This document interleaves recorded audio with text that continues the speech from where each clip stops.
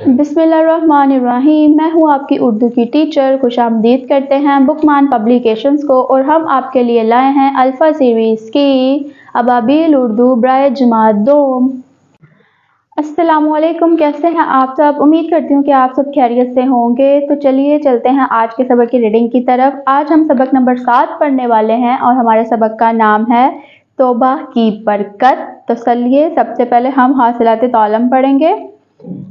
इस सबक की तदरीस के बाद आप इस काबिल हो जाएंगे कि अल्फाज सुनकर उर्दू के हरूफ, अरकान की आवाज़ों और तलफ़्फ़ुज़ का सही इदराक कर सकें। बोलचाल में जुमलों के तसलसल को बरकरार रखते हुए मुख्तसर वाक़ये या कहानी को अपने अल्फाज में बयान कर सकें। कहानी को समझ कर पढ़ सकें। मुज़क्कर और मोनस अल्फाज के जमा बना सकें। रोज़मर्रा मामला, स्कूल, घर, मोहल्ले, खेल का मैदान में रवादारी इख्तियार कर सकें। क्या आप जानते हैं अल्लाह ताला तौबा करने वालों को पसंद फरमाता है? बेशक अल्लाह ताला सबसे बढ़कर माफ़ करने वाला है। तो जी मेरे प्यारे बच्चों, अब बारी आती है चैप्टर की रीडिंग की। तो लेकिन सबसे पहले हम उसके खास अल्फाज पढ़ेंगे। हकीम, हकूमत, शिफा, खलकत, दुआ, तबीयत। तो आइए मेरे साथ अब शुरू करते हैं अपनी रीडिंग पढ़ना। किसी मुल्क पर एक बादशाह हुकूमत करता था। एक बार वो बीमार हो गया। दुनिया भर से इलाज के लिए हकीम बुलाए गए। महीनों इलाज होता रहा लेकिन कोई फ़ायदा ना हुआ। क्या हुआ? सर घूम गया। एक दिन एक दरबारी ने बादशाह की खिदमत में अर्ज की कि जहाँपनाह, इस मुल्क की मशरकी सरहद के पास एक बुजुर्ग की झोंपड़ी है। वो वहाँ हर वक्त इबादत में मसरूफ़ रहते हैं।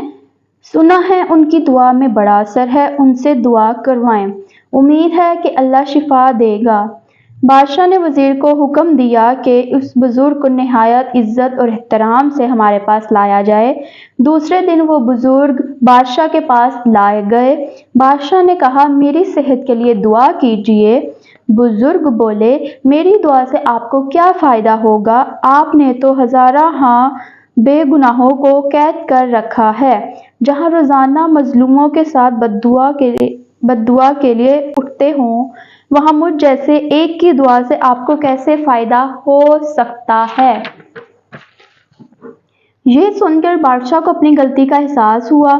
उसने कैदियों की रिहाई का हुक्म दिया, उनको इनाम इकराम से नवाजा और अहद किया कि अब वो जुल्म नहीं करेगा। अब बुजुर्ग ने 2 रकत नमाज पढ़ी और हाथ उठाकर दुआ की, ऐ सारी दुनिया के मालिक, ये बादशाह तेरा नाफरमान था, तेरी खलकत पर जुल्म करता था।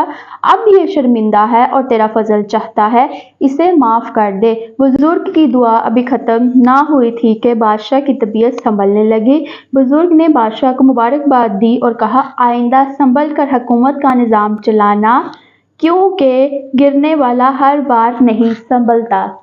तो जी मेरे प्यारे बच्चों, उम्मीद करती हूँ कि आपने इस सबक से बहुत कुछ सीखा होगा, जैसे कि हमें जुल्म नहीं करना चाहिए और हमेशा दूसरों को माफ़ करना चाहिए, क्योंकि माफ़ करने वाला अल्लाह को बहुत पसंद है। तो ये थी हमारी सबक नंबर 7 की रीडिंग। तो चलिए मिलेंगे सबक नंबर 8 की रीडिंग के साथ, लेकिन अगली वीडियो में। तब तक के लिए अल्लाह हाफिज़।